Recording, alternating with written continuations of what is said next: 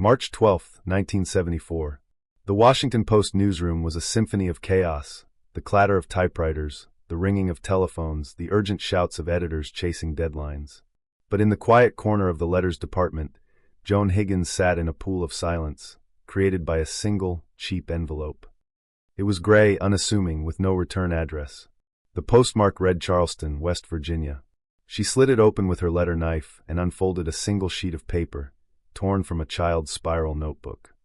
The handwriting was a jagged scrawl, the letters lurching across the page as if the writer's hand couldn't stop shaking.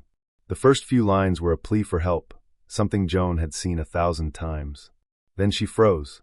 She read the words again, her breath catching in her throat. 14 years she'd been an editor. She'd read letters exposing corrupt politicians, crooked union bosses, and corporate fraud. But she had never, ever read anything like this. A man named Thomas Miller wrote that in a children's home, nestled deep in the Appalachian Mountains of West Virginia, children were being murdered. Not by accident, not from disease, deliberately, with needles and 4 drips. He claimed it had been happening for 11 years. He listed names: Billy, Grace, Robert, Dinah, Adam. The list went on, a ghostly roll call of nearly 24 names he could remember. He remembered every last one of them. He remembered how they vanished in the night. He remembered the smell of the infirmary, a sterile, biting mix of bleach, rubbing alcohol, and something else, something sickeningly sweet. And he remembered the nurse, Amelia Thorne. Nurse Amy, they called her. A quiet woman with a long, dark braid. He wrote how she once stroked his hair, her touch as cold as the linoleum floor, and whispered, "You're a strong boy. You'll survive." Joan pushed the letter away, her own hands now trembling. She reached for a pack of Chesterfields, lighting one with a flick of her Zippo, even though she'd quit 3 years ago. This letter would never be published. She knew that instantly. It wasn't a story for the morning edition. It was a dark secret that needed to be brought not to the public, but to a place far more powerful. Within 2 days, a copy of this letter would be on a desk at the FBI headquarters. A week later, it would be reviewed by the West Virginia State Police. And a month after that, a special investigative team from Washington would drive into the misty hollows of Appalachia, heading for a place called the Oak Ridge Children's Home. But to understand the true depth of the horror they were about to uncover, we have to go back. Back 11 years, to 1963. To a small, mountain-shadowed town, and to a grim, 2-story building on its outskirts, where 120 children, who had no one in the world, were about to learn that some angels don't come to save you. They come to set you free. The town of Hollow Creek, West Virginia, sits in a deep valley carved by time and a tired river. To the east and west, the Appalachian Mountains rise like colossal green walls, stealing the sun by 4 o'clock every afternoon, plunging the town into a premature twilight. It's a place built on coal and quiet desperation. By 1963, it was a typical slice of forgotten America. A single main street with a 5 and dime, a gas station, and a movie theater that had been showing The Birds for 6 months straight. Life here moved at the speed of a rusty pickup truck, slow and predictable. Summer brought a thick, humid heat that made the asphalt soft. Winter brought a damp, bone-aching cold that never seemed to leave the shadows. In the center of town, there were modest clapboard houses and a few brick buildings for the town officials.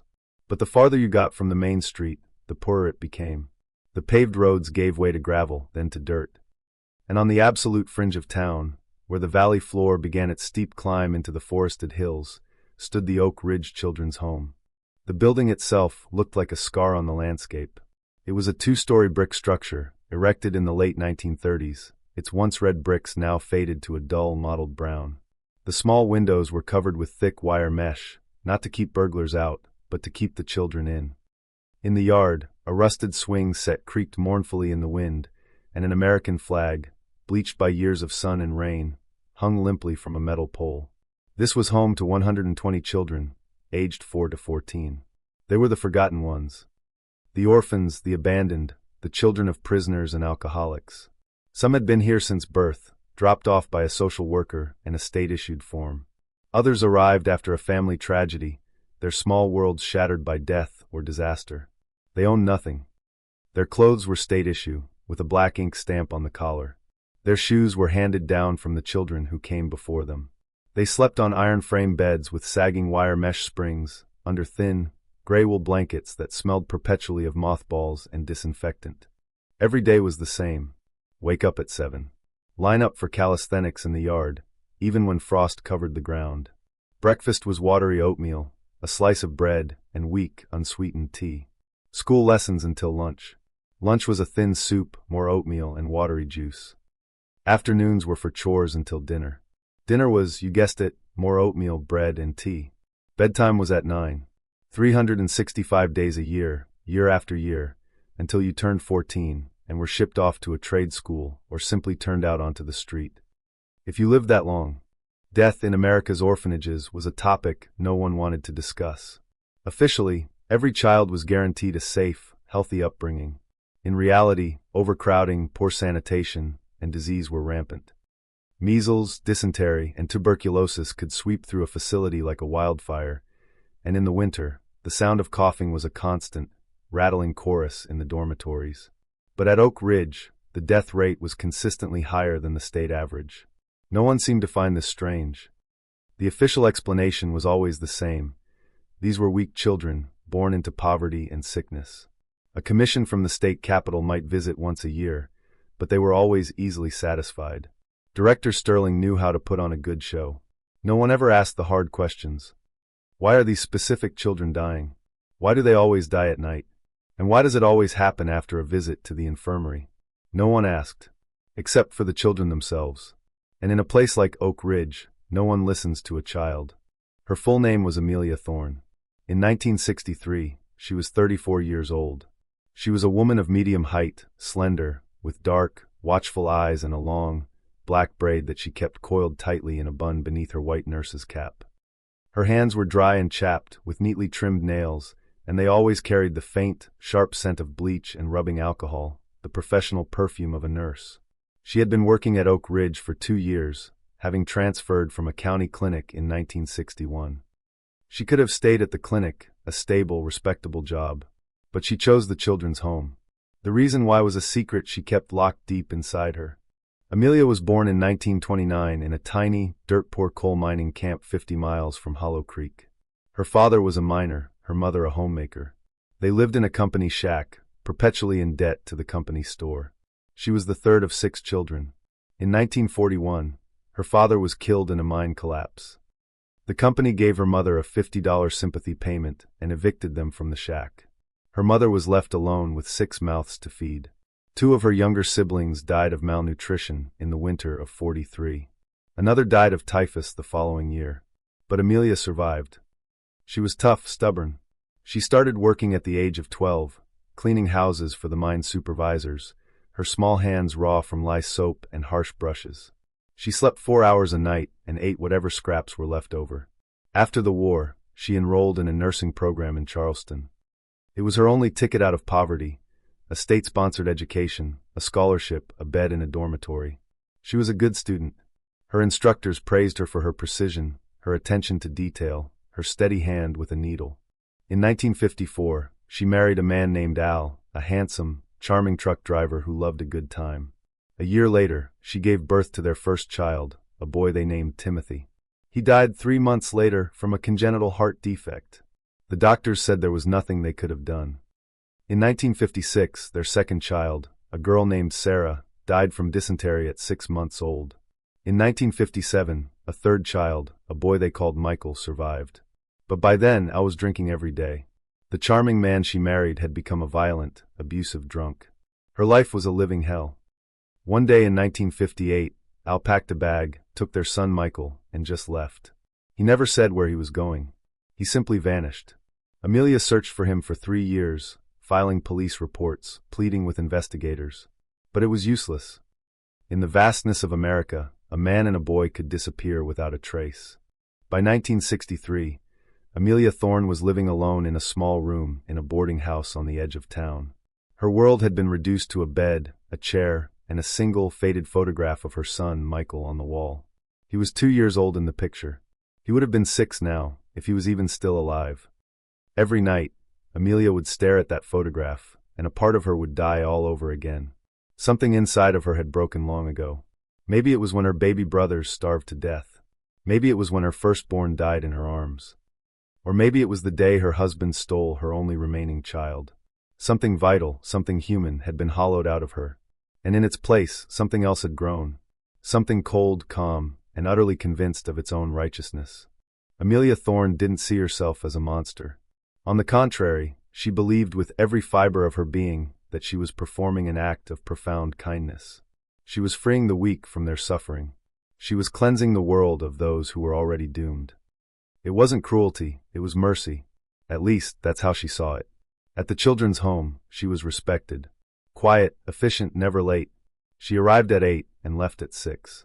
Always in a starched white uniform, her braid perfectly coiled, a faint, unreadable half-smile on her lips. The director, Arthur Sterling, was pleased with her. She never caused trouble, never complained about her meager salary, never asked for time off. She just did her job. Her work was simple. Morning rounds to check for fevers. During the day, she'd patch up the scraped knees and bruised elbows that were the constant byproduct of childhood. In the evening, she'd distribute medications.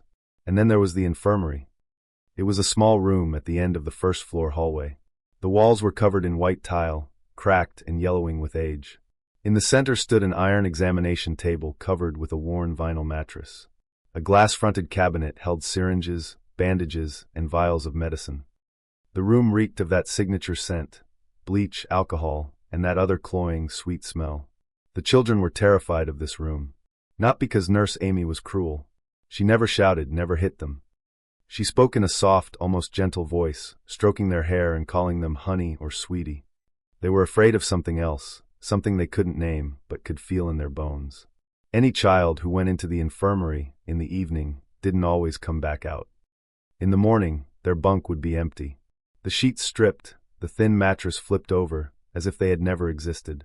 The caregivers would say the child got sick and was taken to the hospital, or that they were transferred to another home. Or more often, they would say nothing at all. The children knew the truth. But they stayed silent, too. Who could they tell? Who would ever believe a 7-year-old orphan? So they whispered their warnings in the dark, under their scratchy wool blankets. Nurse Amy takes the ones who cry at night. Nurse Amy doesn't like it when you don't eat your oatmeal.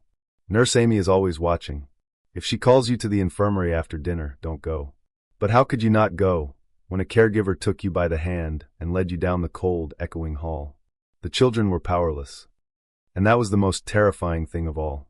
The director of the Oak Ridge Children's Home was a man named Arthur Sterling.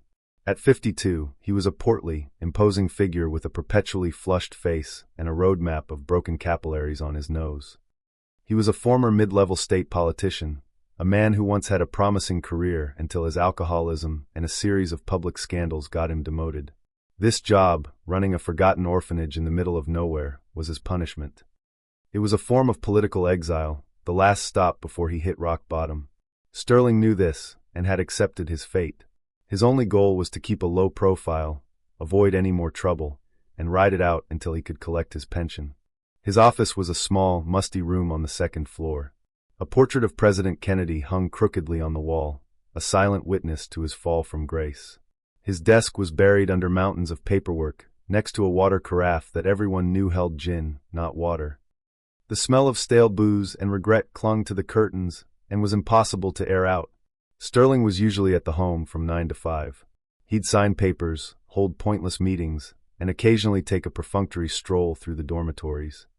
Twice a year, when the state commission came to visit, he'd put on a freshly pressed suit, ply them with expensive bourbon, and parade a hand-picked group of the healthiest-looking children in front of them.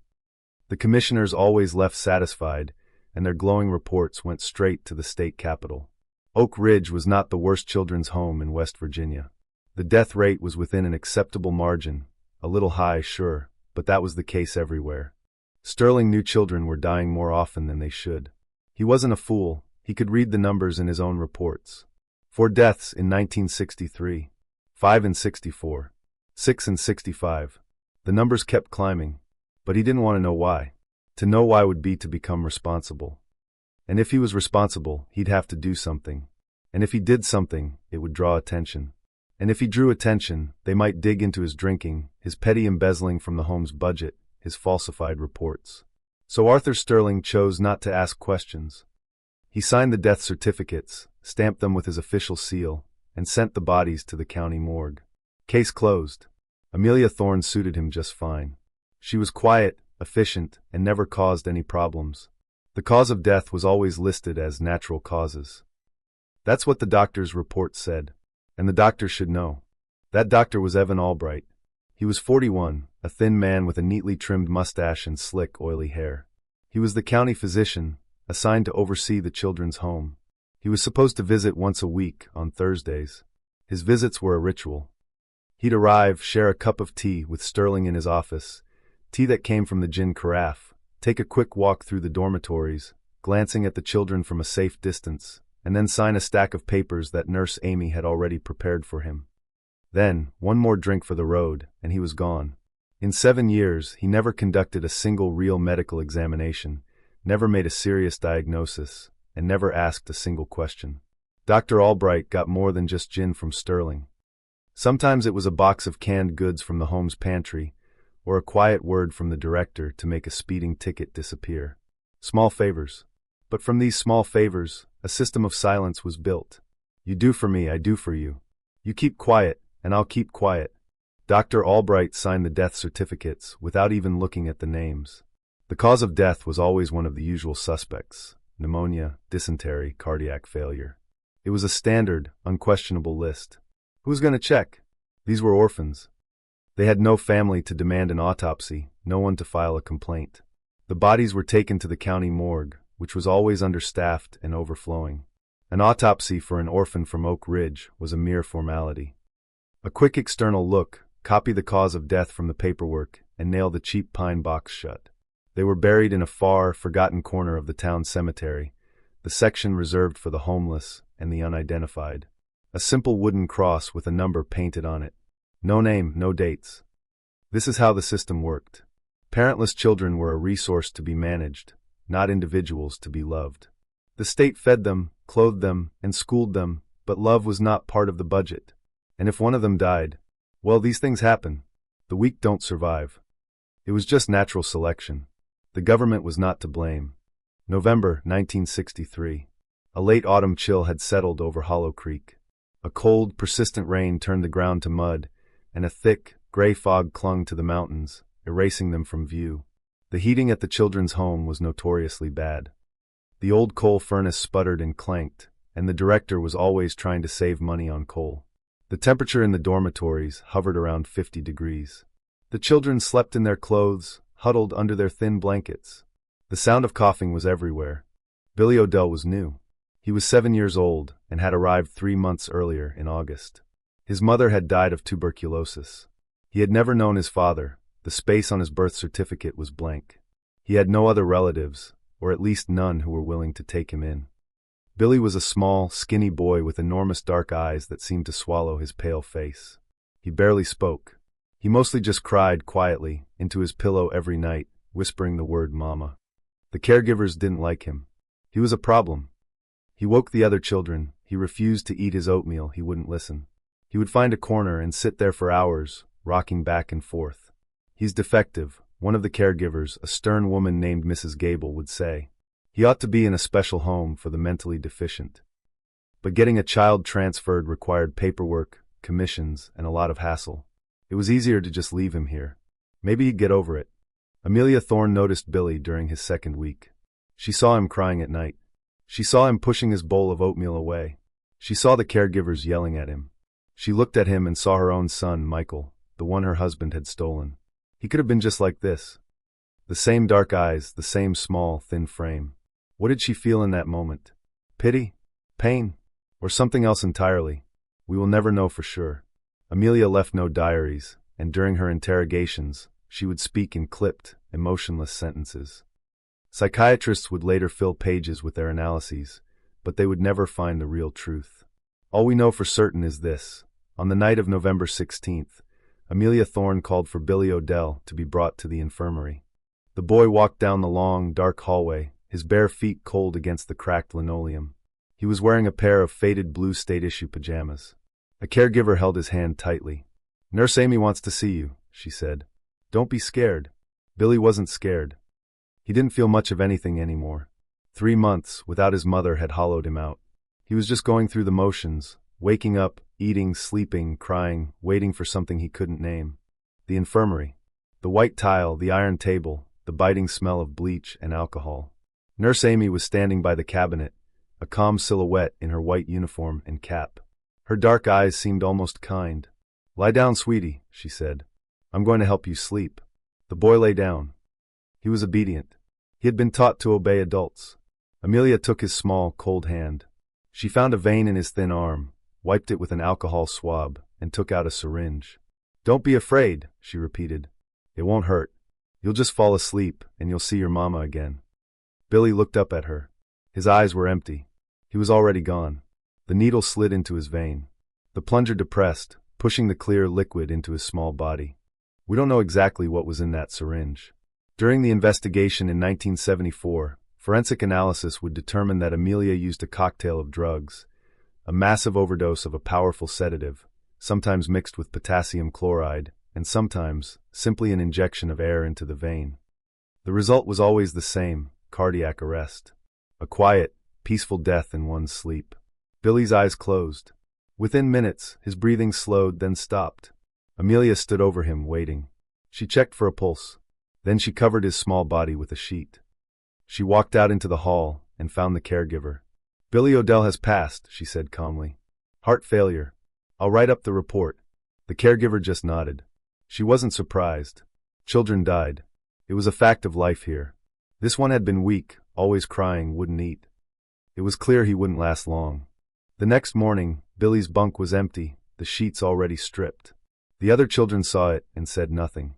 But one of them, a 10-year-old boy named Tommy Miller, made a promise to himself that he would remember.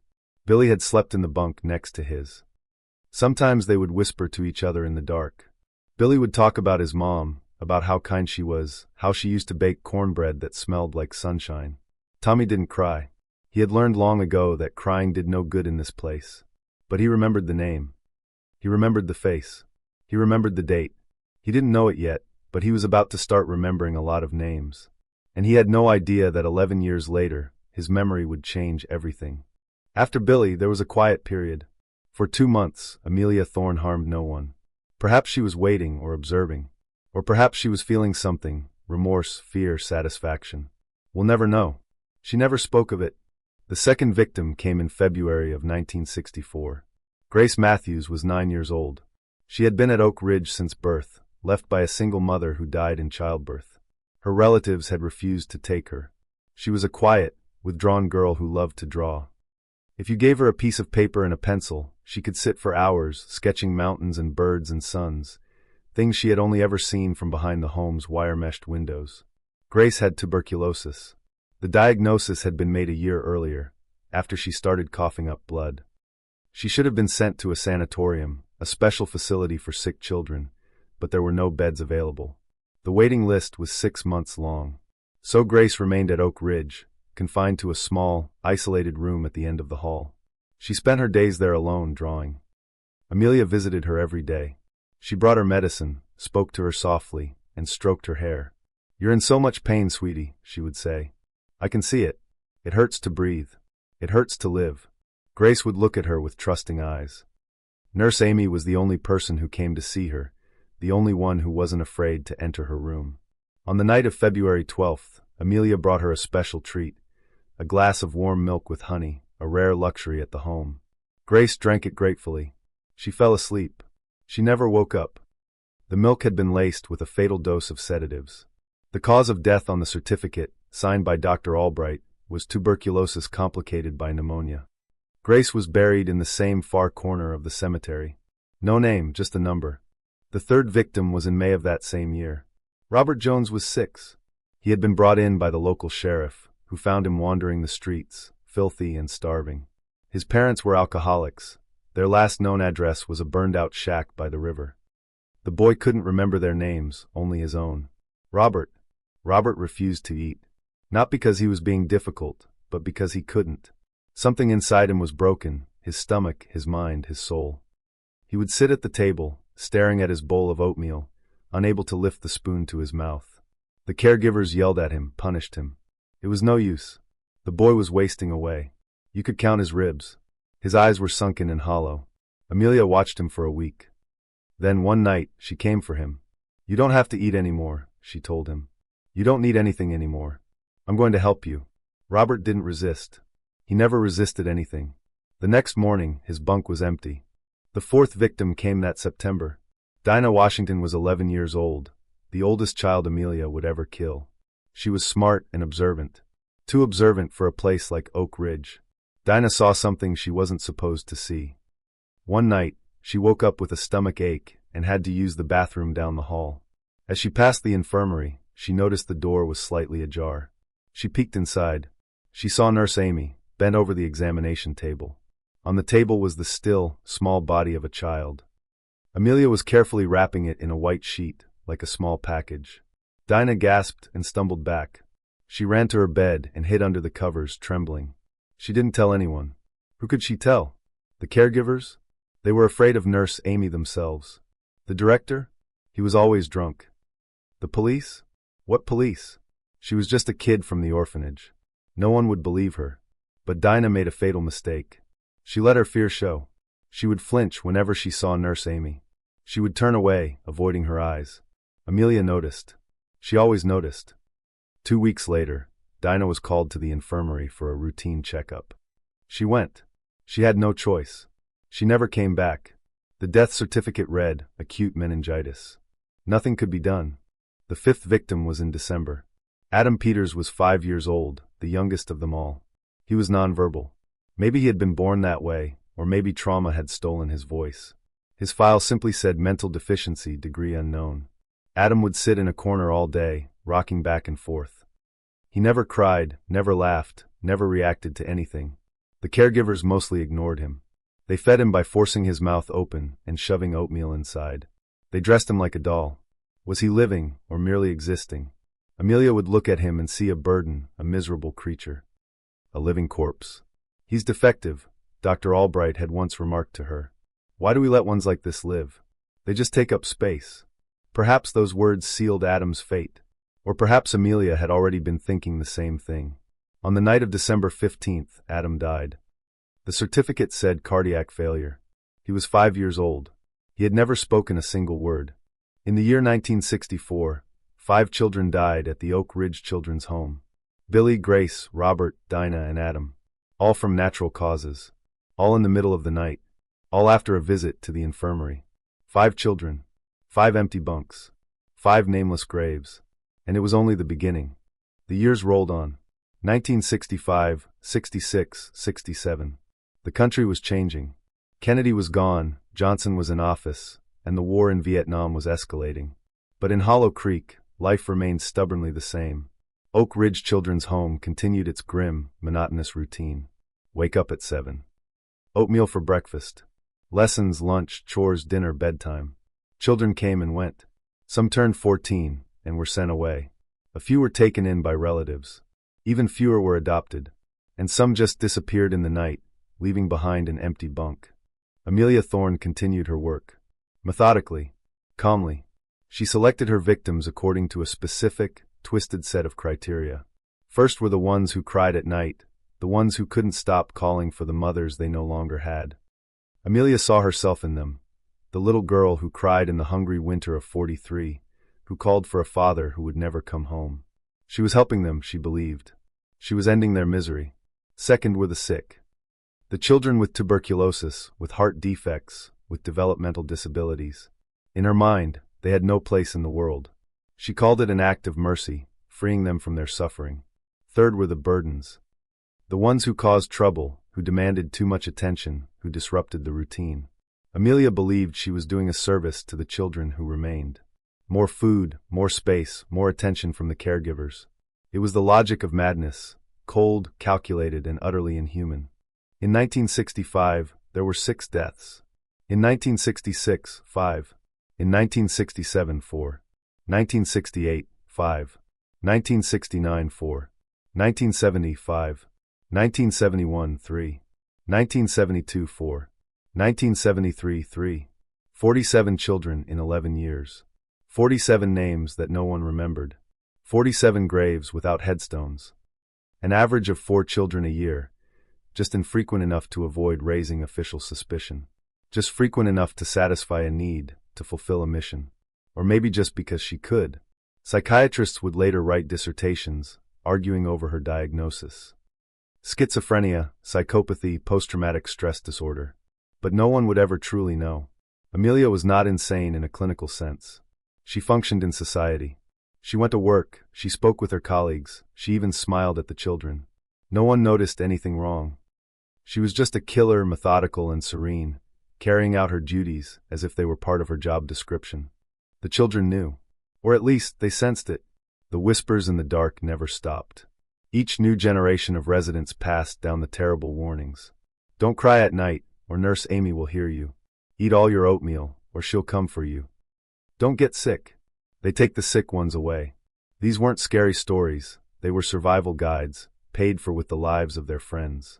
Some of the children tried to tell. They spoke to caregivers, to teachers, to the rare visitor who came to the home. But no one believed them. They were just children's fantasies, scary stories, lies. Who would believe an orphan? Who would take a child's word against that of a respected medical professional? Who would even bother to listen? Tommy Miller was one of those who tried. In 1965, when he was 12, he scribbled a note and slipped it to a woman from a county committee who was visiting for an inspection. The note said, "Help us. They kill kids here. The nurse at night." The woman read the note out loud, in front of everyone. Director Sterling shook his head, looking at Tommy with an expression of pity. "Poor boy," he said. "His nerves are shot. It happens with these orphans. Overactive imaginations." The woman from the committee nodded understandingly, patted Tommy on the head, and left. That evening, a caregiver beat him with a belt. Not hard enough to leave a permanent mark, but hard enough for him to remember the lesson. Don't make things up. Don't complain. Don't bring shame on the home. Tommy learned the lesson. But he never stopped remembering the names. In 1973, Tommy Miller was 20 years old. He had been out of Oak Ridge for years. He had served a tour in the Army, and was now working as a long-haul trucker, driving a beat-up Kenworth across the country. He lived in a cheap boarding house in Charleston alone. But he still remembered. Every name, every face, every empty bunk. And he still held on to the hope that one day, somehow, he could make someone listen. March 12, 1974. Tommy Miller sat at a rickety table in his boarding house room. In front of him was a sheet of notebook paper. In his hand was a cheap ballpoint pen. He was 21 now. A grown man. He didn't drink. He'd seen enough of what alcohol did to people at the home. He wasn't married. What kind of family could he have, living out of a suitcase on a trucker's salary? But most importantly, he remembered. Every night, the same dreams replayed in his head. The long, dark hallway of the children's home. The cold floor under his bare feet. The door to the infirmary. The smell of bleach and alcohol. The face of Nurse Amy and her quiet voice. "You're a strong boy. You'll survive." Why him? Why had she spared him? What was it about him that made her decide to let him live? Tommy didn't know. But he knew one thing. He had to tell the story. Otherwise, it would all have been for nothing. All those deaths, all those children, would just be erased, as if they had never existed. He had tried to tell people before, his army buddies, his neighbors, strangers in truck stops. They either didn't believe him, or didn't want to get involved. "That was a long time ago, kid," they'd say. "Why stir up trouble? You'll only make problems for yourself." Everyone was afraid of problems. But Tommy couldn't stay silent any longer. The faces of the dead children were always there, just behind his eyes. Billy, Grace, Robert, Dinah, Adam, and dozens of others. He had to try one more time, a different way. He would write to the most powerful newspaper in the country. If they read it, maybe, just maybe, something would change. Tommy picked up the pen and began to write. "Dear Washington Post, my name is Thomas Miller. I grew up in the Oak Ridge Children's Home in Hollow Creek, West Virginia. I want to tell you about what happened there between 1963 and 1974. He wrote for 3 hours. His hand trembled, but he didn't stop. He listed the names he could remember. He described the infirmary, the white tile, the iron table, the cabinet of syringes, the smell of bleach and alcohol, and that other Swedish scent. He wrote her name, Amelia Thorne, the nurse, the one who killed them. He described how she chose her victims, the ones who cried, the ones who were sick, the ones who wouldn't eat. He described waking up in the morning to see an empty bunk next to him. He described the moment she had patted his head and told him he was strong enough to live. 3 pages, filled with his jagged, desperate scrawl. Every word was a blow. Every name was a stone on a grave. Tommy finished the letter, folded it, and put it in an envelope. He addressed it to the Washington Post in Washington, D.C. He didn't write a return address. He was still afraid. The next day, he dropped the envelope into a mailbox. In 3 days, Joan Higgins would read it. In a week, it would be in the hands of the FBI. And in a month, a special investigation would begin. In April of 1974, a meeting took place in the office of the chief of the West Virginia State Police in Charleston. 3 men sat around a polished table. The chief himself, Colonel Evans, a heavy-set man with a thick gray mustache. Beside him, a quiet man in a plain suit from the FBI, who hadn't given his name. And a third man, Detective Frank Miller, the lead investigator assigned to the case. On the table between them was Tommy's letter.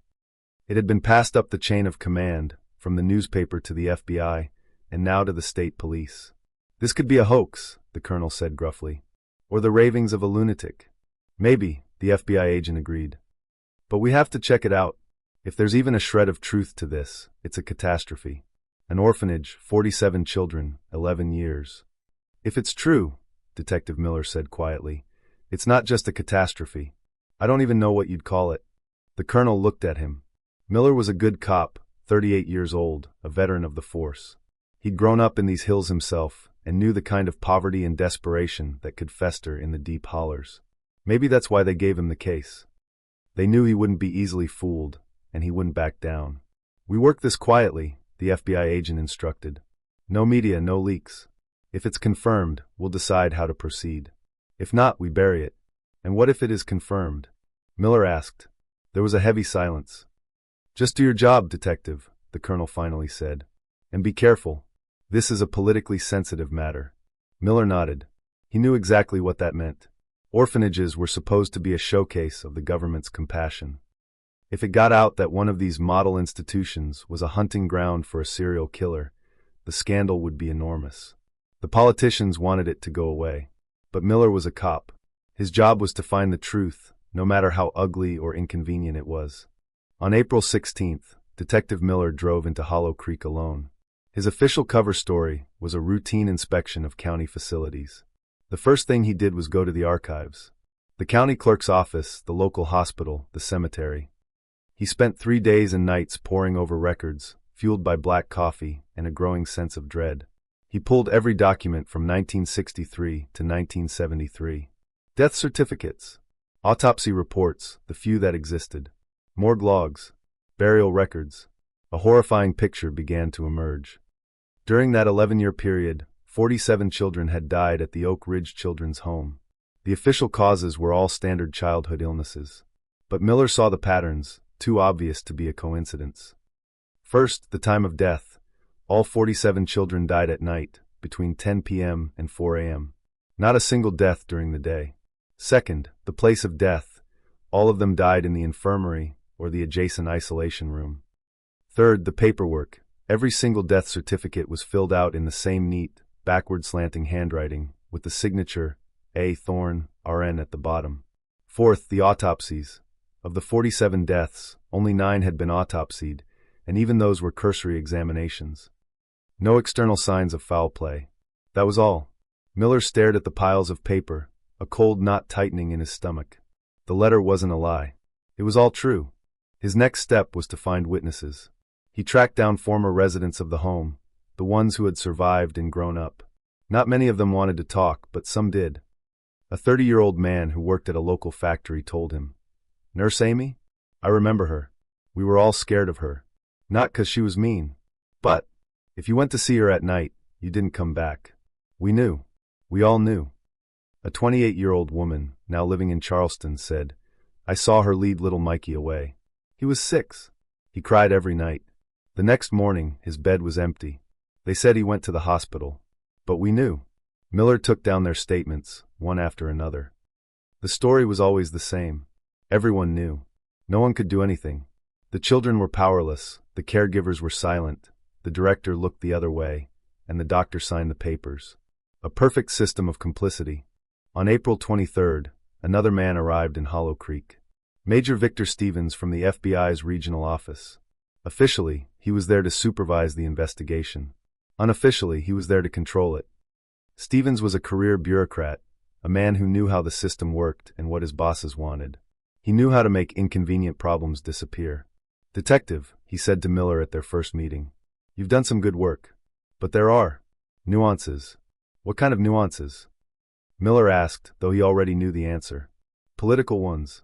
This case cannot become a public circus.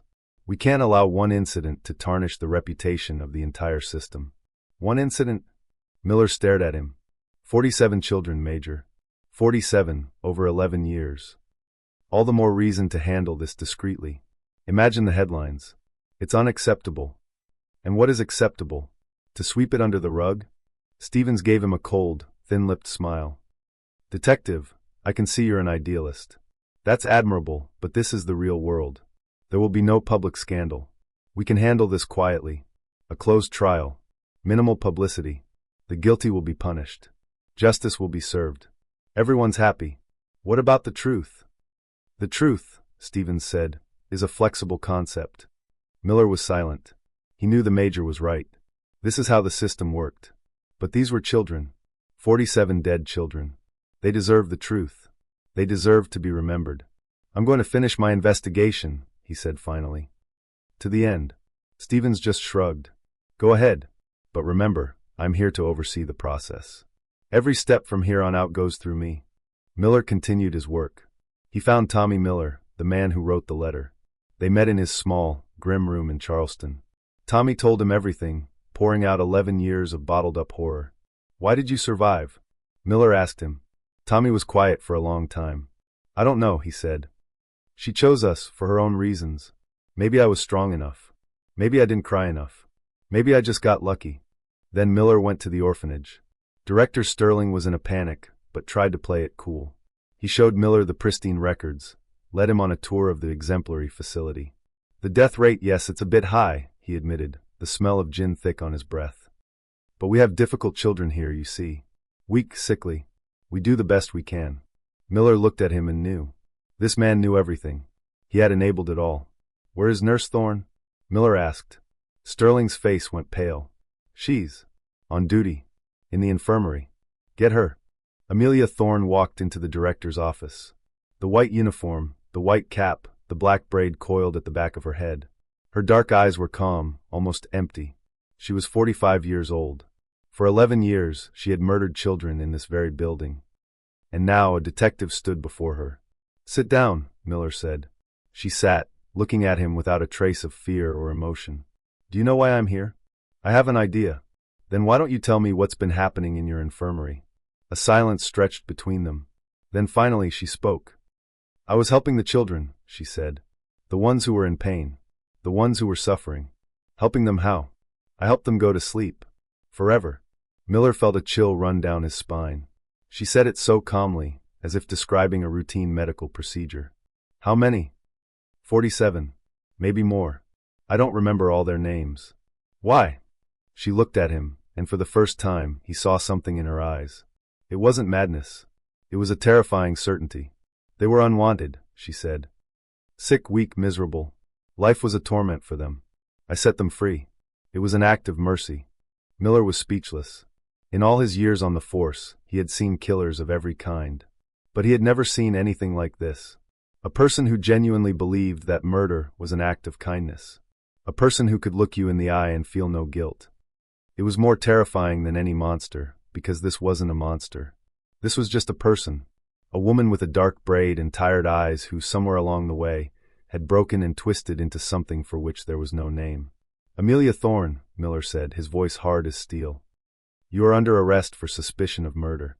She simply nodded, as if she had been waiting for this moment for a very long time. That same day, police searched the infirmary. Detective Miller supervised every moment. It was a small, sterile room, 3 by 4 meters. The cabinet held the usual supplies, bandages, alcohol, glass syringes. But on the bottom shelf, tucked behind a box of gauze, they found a small collection of unlabeled ampoules. And in the corner of the cabinet, they found an old metal candy tin. Miller opened it. Inside was a collection of children's things. A small, tarnished crucifix on a leather cord. A button shaped like an anchor, torn from a sailor suit. An Oktoberfest pin. Several small locks of hair, tied with thread. and a folded piece of paper with a child's handwriting on it. "Mama, I love you. Grace." They were trophies, souvenirs from her victims. Miller stared at the contents of the box, and something inside him clenched. This wasn't professional anymore. This was personal. Every button, every lock of hair was a life. 47 lives ended in this cold, white room. The interrogations lasted for 3 weeks. Amelia spoke freely, almost eagerly, as if she had been waiting for someone to ask. She remembered many of them. Billy, the first, who cried for his mother. She had helped him find peace. Grace, with her tuberculosis, who was suffering. She had freed her. Robert, who was starving himself to death. She had ended his misery. Dinah, who had seen too much. She had to be silenced. "Do you understand what you've done?" Miller asked her again and again. And every time, her answer was the same. "I was helping them. You murdered children. I showed them mercy." It was like talking to a brick wall. She felt no remorse. She truly believed she had done the right thing. Psychiatrists evaluated her for a week. Their conclusion: she was legally sane. She fully understood her actions and their consequences. She wasn't schizophrenic or psychotic. She had a severe personality disorder, a warped moral compass, a monstrous and twisted logic. But she was sane enough to stand trial. The co-conspirators were interrogated next. Director Sterling was a pathetic sight. He wept, begged for mercy, and blamed everything on Amelia. "I didn't know," he sobbed. "How could I have known?" "You saw the death reports," Miller pressed. 47 deaths in 11 years. All at night. All in the infirmary. "And you didn't notice a pattern?" Sterling finally broke. "Yes," he whispered. "I looked the other way. I was so close to my pension. I just didn't want any trouble." Dr. Albright tried to squirm his way out of it, blaming his heavy workload and lack of time. "I trusted the nurse," he insisted. "She was a qualified professional." "And what about the gifts from the director? The bourbon? The favors?" Albright's face went pale. "I didn't know she was killing them." He knew. Or at least, he chose not to know. The legal difference was small, but it was there. Both men were charged with criminal negligence resulting in death. In August of 1974, a closed trial was held at the county courthouse. No public, no press. Major Stevens had gotten his wish. The scandal would be contained. But the trial itself was real. Detective Miller made sure of it. Amelia Thorne was charged with 47 counts of first-degree murder. Arthur Sterling and Evan Albright were charged with negligence. The star witness was Tommy Miller. He spoke for 3 hours, listing the names, the dates, the small, damning details that had haunted him for over a decade. The prosecution presented the metal box of trophies. The lab reports confirmed the ampoules contained lethal doses of sedatives. The stacks of death certificates, all in Amelia's handwriting, were entered as evidence. In her final statement, Amelia Thorne stood before the judge, small and aged, her hair now completely gray. "I did what I did," she said, her voice steady. "I have no regrets. Those children were unwanted. Life was a misery for them. I gave them peace. If that is a crime, then judge me. But in my heart, I know I did the right thing." The courtroom was silent. The verdict was swift. Amelia Thorne was found guilty on all 47 counts and sentenced to death by electric chair. Arthur Sterling was sentenced to 15 years in a federal prison. Dr. Evan Albright was sentenced to 12. The trial was over. Justice, in its formal bureaucratic way, had been served. On October 14, 1974, in a state penitentiary, the sentence was carried out. Amelia Thorne went to her death calmly. Her last words were, "Tell the children. I loved them in my own way." She was buried in an unmarked grave in the prison cemetery, with only a number to mark her spot. Just like the children she had murdered. Arthur Sterling died of a heart attack in prison in 1978. Dr. Albright was released on parole after serving 10 years.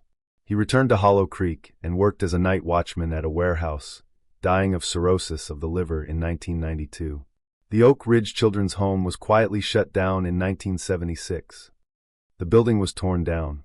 Today, it's just an empty lot, overgrown with weeds and littered with broken bricks.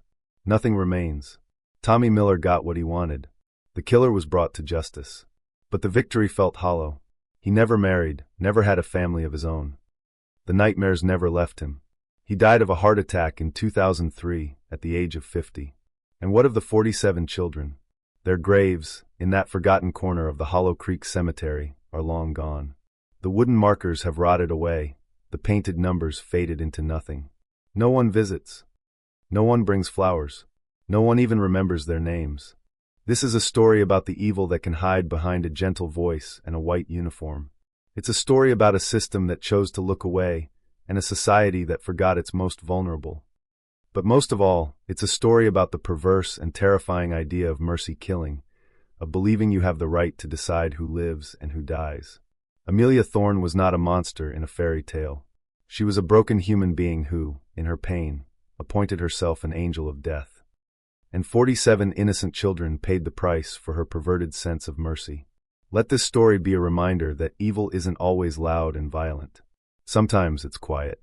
Sometimes it strokes your hair and tells you it's going to help you sleep. And that is the most terrifying evil of all.